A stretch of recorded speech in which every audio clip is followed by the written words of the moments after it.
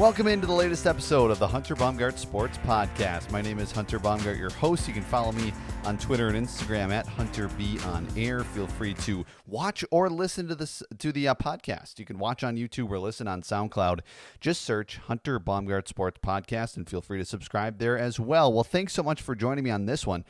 I'm, looking forward to discussing a different sport, right? A couple of weeks ago, we talked about Major League Baseball and their opportunity that they have when coming back, their opportunity to kind of capture the sports world if they come back early, but also the ramifications if the MLB doesn't get a deal done and they end up not playing because of economic reasons and not COVID-19, right? Because if they do that, it's going to have awful implications for the future of Major League Baseball. Meanwhile, you have the NBA, who is throwing all of these different ideas and coming up with constant ideas. And I'm not surprised because Adam Silver is a very progressive commissioner. He's a guy that thinks ahead of the game, adapting as they go, if you will.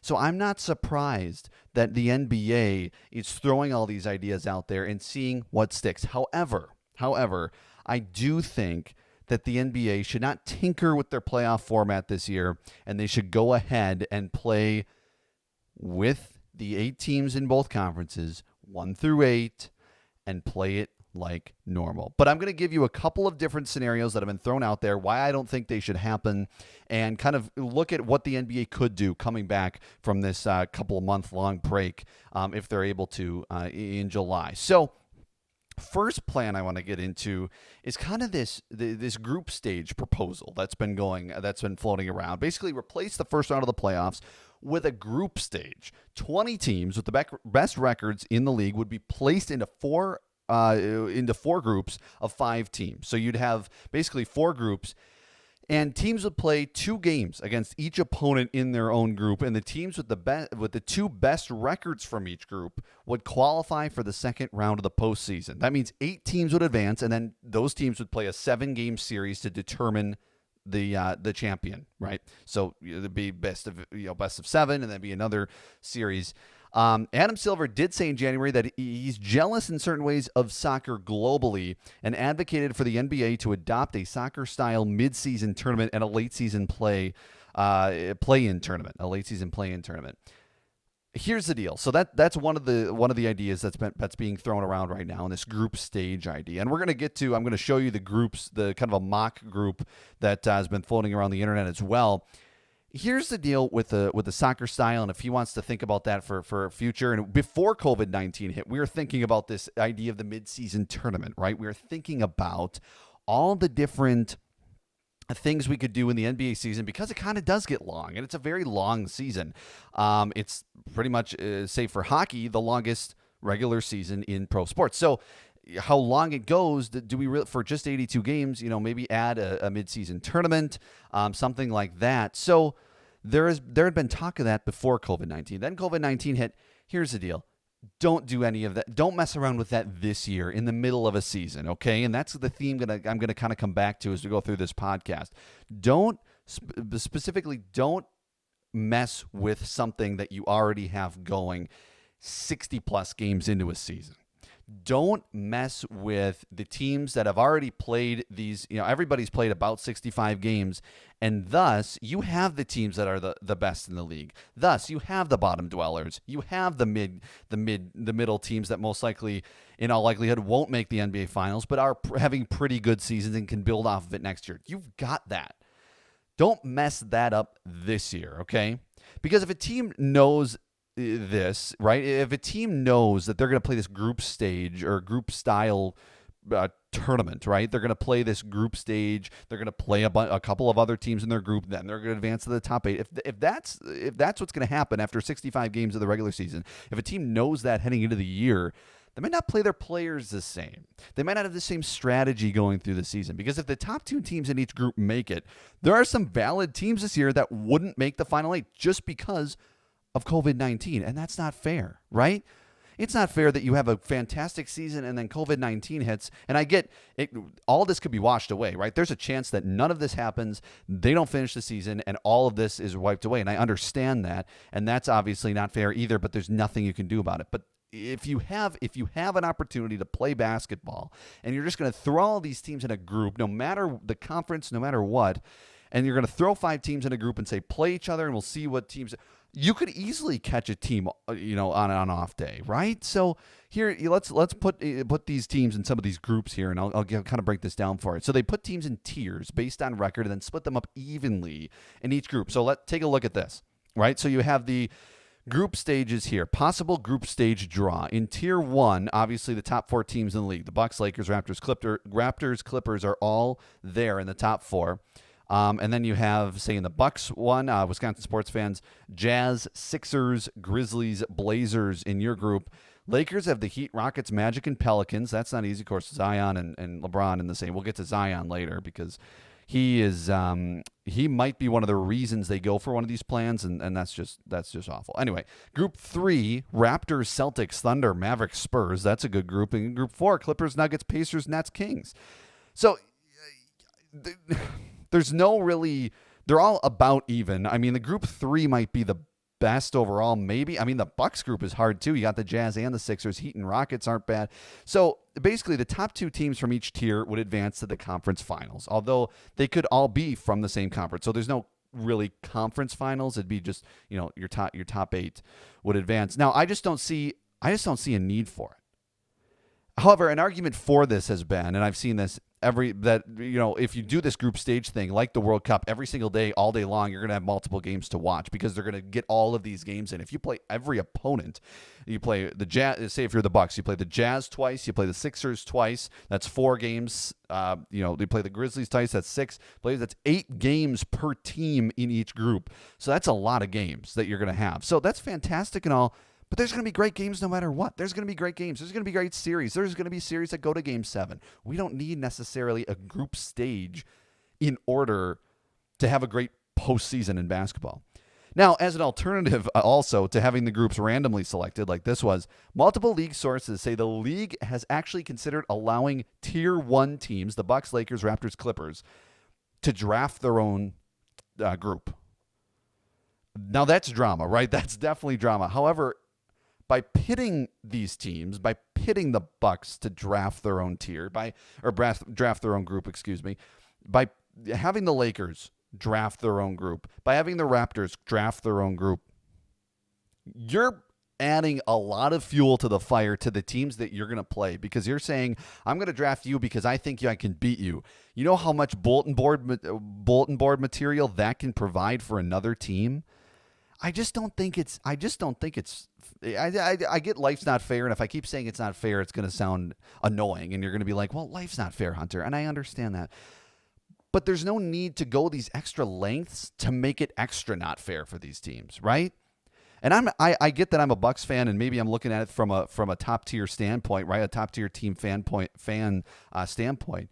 But I'm trying to make this even for all the teams that worked hard through this entire season to get to this point, and then to have it all just thrown willy-nilly is not something that I'd like to see. So my argument again, leave the playoff format. Now, Mark Cuban released his thoughts on what plan he would put out there. Now, he is the owner, of course, of the Dallas Mavericks. And his is more directed at money, right? He's the guy, he's on Shark Tank. He's very focused on, obviously he's an owner, so he's on the very business side of this because it's a big part for him. It's a big part of all this. Money is obviously a driving force in all sports returning. And we're seeing that with baseball, right?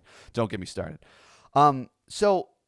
Basically, he wants the TV contracts to be fulfilled because once teams hit 70 games, then TV contracts are fulfilled. So he suggested a plan to the NBA league office that would include all 30 NBA teams playing 5 to 7 regular season games before a play-in tournament to determine the final 2 playoff seeds. He told that to ESPN on Tuesday. Now, Mark Cuban considers it a must, like I said, for all 30 teams to report to the resumption of the NBA season, tentatively planned to take place, obviously, at Walt Disney World, but because of the financial impact of fulfilling local TV contracts. And I understand that. And so that's very to be considered. And as much as I want to see a normal playoff, I get that we have to somehow include some of these teams in order for those TV contracts to be fulfilled. Now, in Cuban's proposal, the top 10 teams from each conference, so East, West, will qualify for the postseason and be reseeded based on record.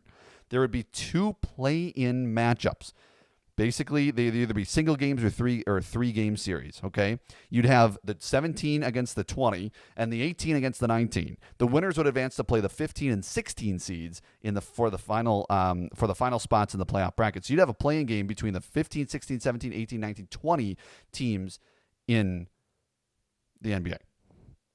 Now, Mark Cuban does this because he emphasizes that all but 2 teams, the Timberwolves and the Warriors, mathematically could qualify for the postseason. And because the postseason will include the top 20 teams. So if you have the regular season and then you have this play-in tournament, then all of the teams except the Timberwolves and the Warriors, who are having awful seasons, would be able to qualify in their respective conferences. Now, the Cleveland Cavaliers and Atlanta Hawks are the teams at the bottom of the Eastern Conference, okay? They're 4 games behind the 10th place Charlotte Hornets, so they would have a chance. The 19-46 Cleveland Cavaliers would have a chance. Because the 19-46 Cavs are going to beat the Bucks in a 7-game series. Oh yeah, that's logical. The Bucks beat the Cavs by 17-9 this season. But let's do a play-in Let's do a play-in tournament because these teams need to be able to qualify for the postseason. No, they don't. No, they don't. I like Mark Cuban's plan of regular season, and that's going to be, I'm going to give you what I would do coming up in just a couple of minutes. I like Mark Cuban's basic plan there of doing the 5 to 7 regular season games to get everybody to 70. I do like that because I do understand that those TV contracts are a big thing to the teams, and I understand that, and everybody's losing money because of COVID-19, so if they need some help with that, I do understand that. So my proposal, when I get to it in a couple of minutes, is going to include the 5 to 7 regular season games. However, this play-in tournament, why in the world do we need a play-in tournament? Sure, you're going to be about 12 games short of the regular. If everybody plays 70, they're going to be 12 games short of the regular season. Well, in those 12 games, I'm pretty sure the Cavs aren't going 12-0 to get to the 8 seed, and all of a sudden the 8 seed Magic are going to lose all 12. I mean, right? I mean, these teams, the Bulls aren't going to go on some magic run as young and up and coming as they are, if you call it that. They're not going to do that, okay? So, plus, teams who are 20 games under 500 have a legitimate chance of that. There's just no need for it. And I'm going to keep coming back to that. Why in the world do we need a play-in tournament if you have 5 to 7 regular season games to kind of get everybody back? And maybe he's saying that, okay, because we need that tournament because those 5 to 7 games are going to be a warm-up for the play-in? Maybe, but there's no need for that play-in. There's just no need. So, and here's the deal with this one and a little bit to the group stage as well. And especially, though, with Mark Cuban's plan. Why are we coming up with wild playoff scenarios just to please the teams that are 8, 9, 10, 11, 12 seeds right now? Teams that are way under 500. Because I've got news for you. An under 500 team isn't beating the Bucks or Lakers in the first round of the postseason. I mean, can we agree on that, right?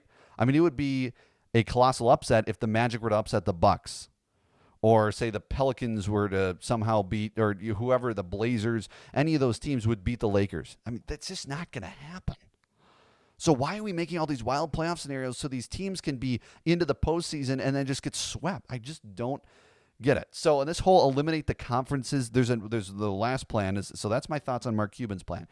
The last plan of eliminating the conferences and having the 16 teams and just doing 1 through 16, I mean, don't do that. Do that next year if you want to. I know it's been floated around a little bit, but changing a playoff format in the middle of a season just does not make sense to me. It's like if the NFL in November took a couple of months off, right? And because of COVID-19, which could happen. I mean, we could have a second wave and all that.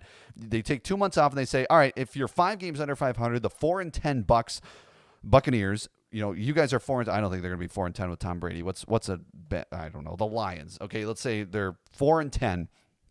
But because we took a couple of months off, we want to see if you can win just a couple of games, and we're going to put you in the postseason. We'll add a couple postseason spots, and we're going to have you play in a group stage match or maybe a play-in tournament to see if the Lions can get it. Yeah, because the Lions are going to go beat the Chiefs. Right? Like, it's just not going to happen. The Lions aren't going to go beat the Saints. I mean, I don't know how good the Lions are going to be this year, and this is a little far-fetched just because I don't know. We all don't know how exactly this is going to play on the NFL, but that's kind of like it. And all of a sudden you find the 4-10 Lions who are all of a sudden in the NFC Championship game. That's not what we want. We don't want the 19-46 Cavaliers going to play the Bucs. I mean, that's just not a series people want to watch, okay? And so here's my proposal. And we're going to get to Zion in a second because it's going to be after this. But here's my proposal, and I want to give it to you here. So have all 30 teams come to Orlando, right? Have them all come to Orlando. All of them play. Most teams have played about 65 games, like I said. So formulate a schedule that could give teams about 5 regular season games or so, 5 to 7, to fulfill the TV deals, okay? You fulfilled that. Then take the top 8 seeds in each conference and play the postseason. What a novel idea that is. Basically, all you're doing is lopping off 12 games of the season and playing the NBA season. What is so wrong about that? What is so difficult for everybody to agree upon that? Right? It's 12 less games. It is what it is. I mean, it's like if the season, let's say the season next year was delayed until Christmas Day, and they said, okay, we're not going to play 82, we're going to play 70 games, and we're going to go through we're going to end in June like we normally do, right? So we're going to play 65, 70 games. That's where we're going to start on Christmas Day because we ended last season late because of COVID-19. We're going to start on Christmas Day, and we're going to play 70 games, and we're going to have no normal postseason playoff format. That's exactly what they'd be doing this year if they just got to 70 games and played the postseason. Even if they just played the postseason and the TV contracts were left out of it, if they just played the postseason, that's exactly what they'd be doing, except they'd just be doing it on the back end instead of the front end. So we got to think logically about this. So I say, I've seen July 22nd is thrown around as maybe a start date. So have 2 weeks of the regular season, start the postseason around August 6th, because it would all be in Orlando, so you wouldn't need the travel days. Something that delays the NBA season when it's something that, the postseason takes forever in the NBA because they have so many travel days, right?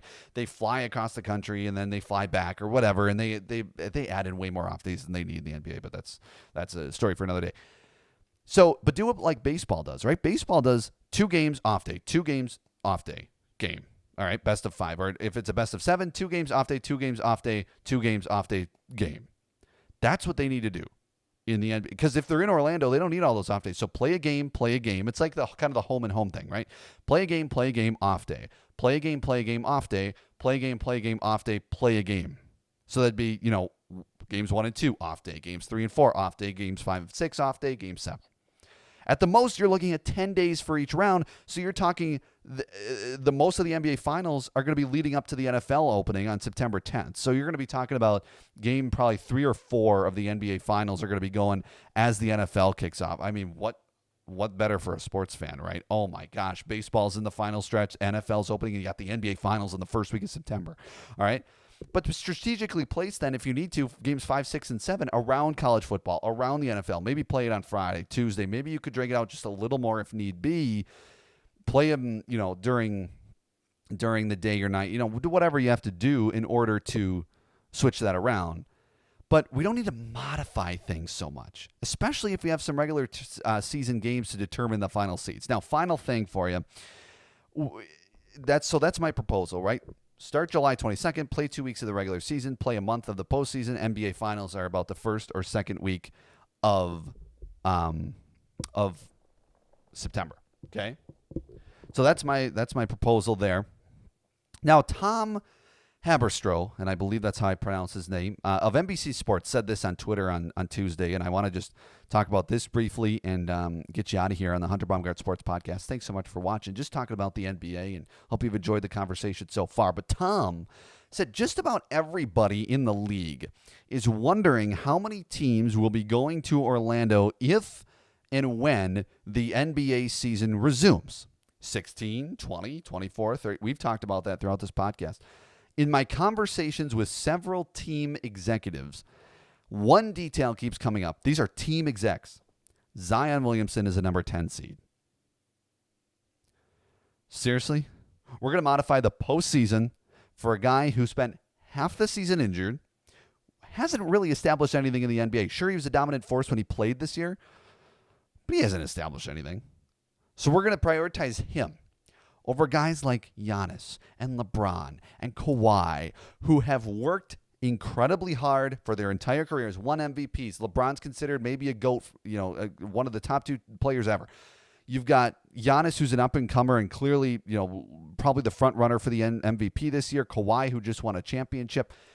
You've got these guys, and you're going to prioritize Zion Williamson because he's a 10 seed to try to do a play-in tournament, to try to give all these regular season games away so that Mr. Zion can go play in the postseason and get swept by the Lakers. Really? And I get that the NBA, and they do a pretty good job of this, is branding their stars, putting their stars on prime time. We saw once Giannis was a star in Milwaukee, they had way more primetime games than they had before. LeBron, we see him all the time on ESPN.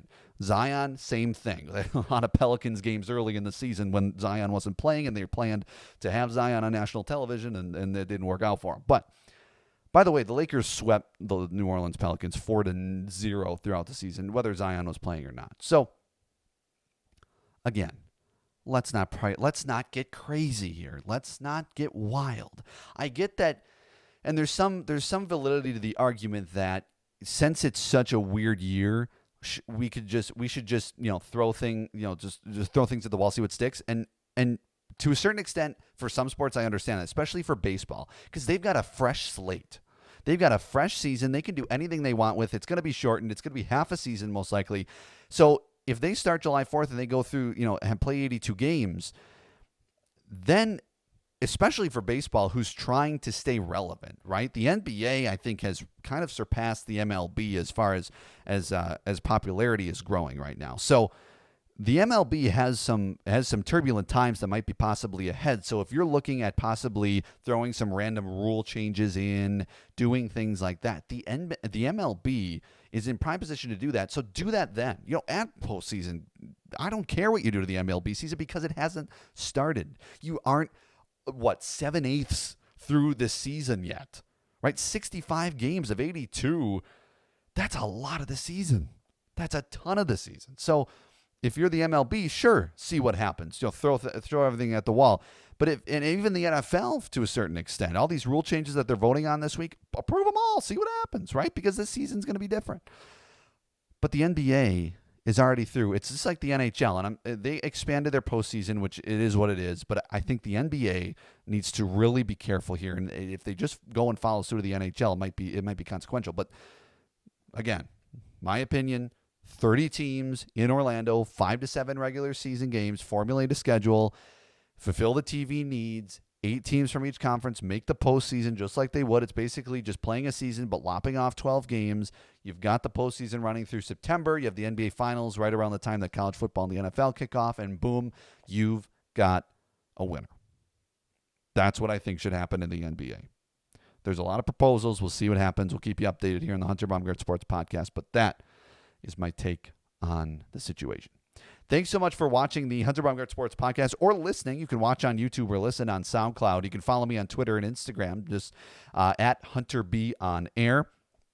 And looking forward to next week's podcast as well. I think we're going to have a fun interview, so stay tuned for that. Again, on the Twitter or Instagram or YouTube or wherever you keep updated with the Hunter Baumgardt Sports Podcast. But thanks so much for watching or listening. Stay positive. I know we're kind of, I'm feeling a little, everybody's kind of feeling like things are getting lifted a little bit more and more, which is good, and maybe a little bit more of normalcy is going on, so that's good. And we've got maybe some restaurants and things opening now. So just keep safe and we can start to feel a little more normal. And hopefully some of these sports comes back, right? Because if you're watching this, you're most likely a sports fan. So I really think at least obviously the NHL is looking to come back.